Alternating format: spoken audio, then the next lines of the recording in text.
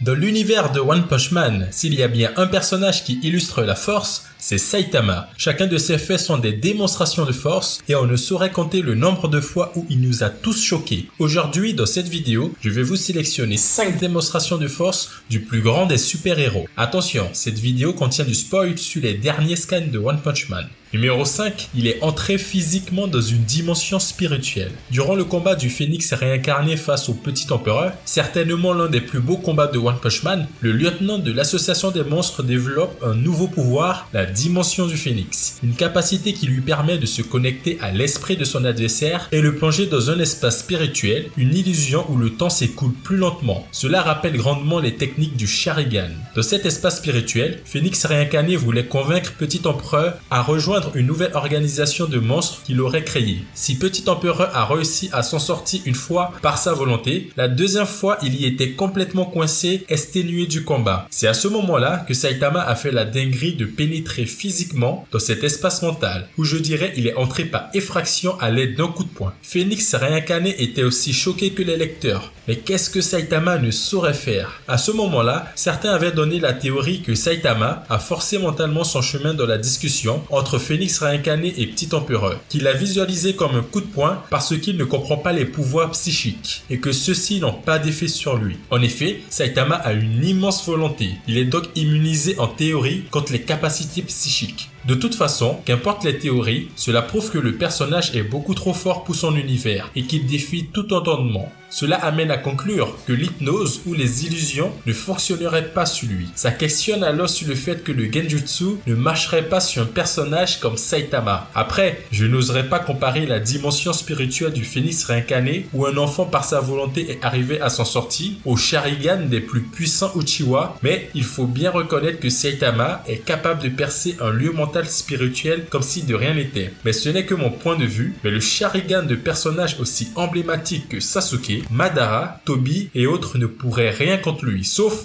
oh mon Dieu, Seigneur Itachi, je vous avais pas reconnu. Vous seul en êtes capable. Saitama, aussi fort qu'il soit, ne pourrait résister à ses yeux. Itachi, supérieur à tous. Les Itachis, où êtes-vous? Manifestez-vous dans les commentaires. Pour ceux qui ne l'auraient pas compris, c'est une blague bien sûr. Un clin d'œil aux Itachis qui nous permet de se taper des barres sur les réseaux sociaux. Numéro 4, il a stoppé une vague de destruction planétaire en un seul coup de poing. Ici, on est dans le combat de Saitama face au plus charismatique des pirates de l'espace, Seigneur Boros, ce personnage qui a parcouru le cosmos à la recherche d'un adversaire assez fort pour résister à son incommensurable puissance. Il n'aurait vraiment, mais vraiment pas dû atterrir sur Terre, car devant l'incroyable puissance de Saitama qui était impassible à toutes ses attaques, Boros a joué ici le tout pour le tout. Avec sa plus puissante attaque, la vague de destruction planétaire. Il y concentre toute son énergie en un puissant rayon qui aurait sans aucun doute explosé la Terre. Face à une telle attaque, Saitama a répliqué pour la première fois avec un Serious Punch, une attaque si puissante qu'elle a annihilé la vague d'énergie de Boros. Ce Serious Punch était si dévastateur que l'onde de choc qui en résulte a séparé les nuages à l'échelle planétaire. Franchement, si Saitama n'était pas là, il est certain que les héros de classe S n'auraient jamais pu arrêter Boros. Mais j'ai deux doutes pour deux héros de classe S, Tatsumaki et Blast. Pour le cas de Tatsumaki, elle aurait certainement résisté plus longtemps que les autres héros qui la précèdent dans le classement, mais elle aurait sans aucun doute été écrasée par la puissance de Boros.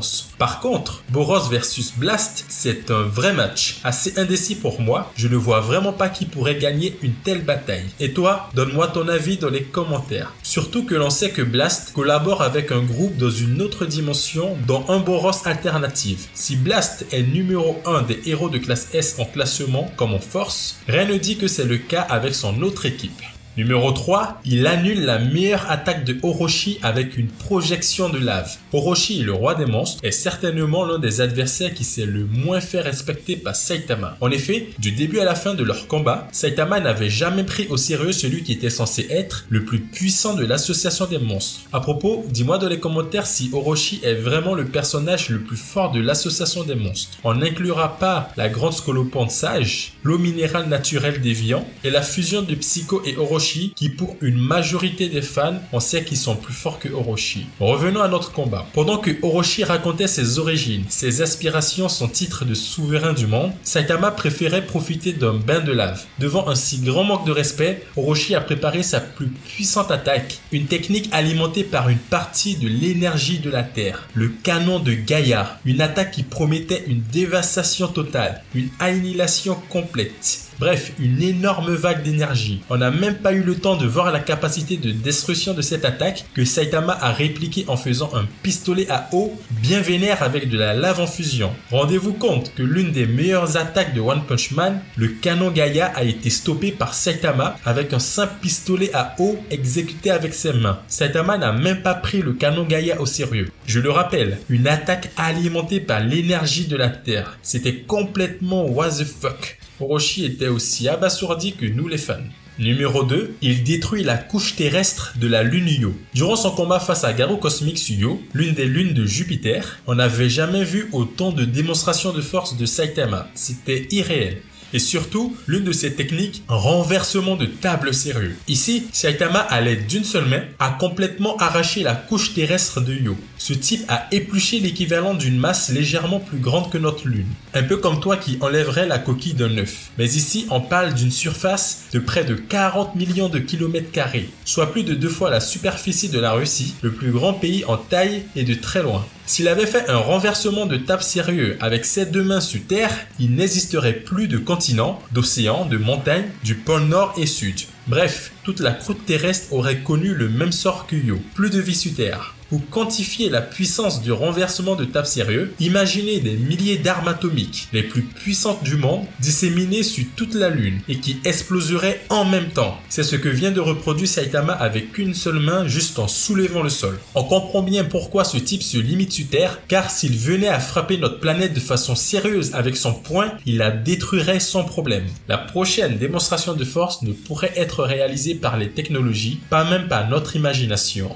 Numéro 1, il a détruit Jupiter avec un éternuement. Durant son combat face à Garou Cosmic, la puissance de Saitama n'a cessé de croître jusqu'à atteindre un niveau hallucinant qui nous a fait découvrir la plus grosse démonstration de force de Saitama jusqu'à aujourd'hui. Son éternuement sérieux, un geste du quotidien aussi subtil qui a ravagé Jupiter. Jupiter, la géante gazeuse, la planète la plus grosse de notre système solaire et de très loin. 11 fois plus grand en diamètre que la Terre. Des milliards et des milliards de tonnes de gaz ont été anéantis en un éternuement. Garou Cosmic était choqué, les lecteurs étaient choqués, même Murata qui dessinait ce passage était choqué de ce qu'il venait de faire. Il lui a fallu 3 doubles pages en couleur pour illustrer l'un des moments les plus démesurés de l'histoire. Jupiter s'est fait vaporiser ses billions de milliards de mètres cubes de gaz, ne laissant qu'un pauvre noyau complètement nu. On sait que la puissance d'un personnage est monstrueuse lorsque l'antagoniste, celui qui est censé être le monstre absolu, le mal ultime, vous traite de monstre à cause de votre force démesurée. Même si nous les lecteurs, on était habitués aux effets ridiculement puissants des techniques de Saitama, souffler la totalité du gaz de Jupiter en un éternuement est un nouveau record. Mais lorsqu'on sait qu'il y aura un adversaire encore plus fort que Garou Cosmic, je n'ose pas imaginer les dingueries que va nous proposer Saitama dans le futur. Est-ce que le système solaire sera en danger? La galaxie peut-être, ou voire même l'univers? On le saura certainement dans les futurs scans.